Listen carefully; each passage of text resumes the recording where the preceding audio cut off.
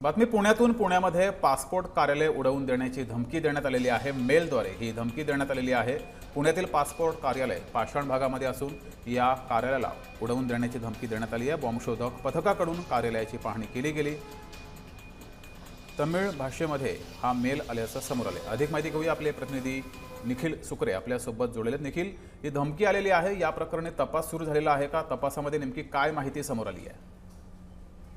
नक्कीच आपण जर पाहिलं तर सध्या पुण्यातील पासपोर्ट कार्यालयाला उडवून देण्याची धमकी देण्यात आलेली आहे आणि यामुळे जे आहे ते भीतीचं वातावरण आपल्याला पाहायला मिळते। खरं तर या पासपोर्ट कार्यालयामध्ये पासपोर्ट काढण्यासाठी नागरिकांची मोठी रांग असते। या ठिकाणी लोक जात असतात आणि पासपोर्टसाठी जी प्रक्रिया जी आहे ती या ठिकाणावर कागदपत्री प्रक्रिया होत असते आणि यासाठी जे नागरिक जे आहे ते यासाठी जात असतात।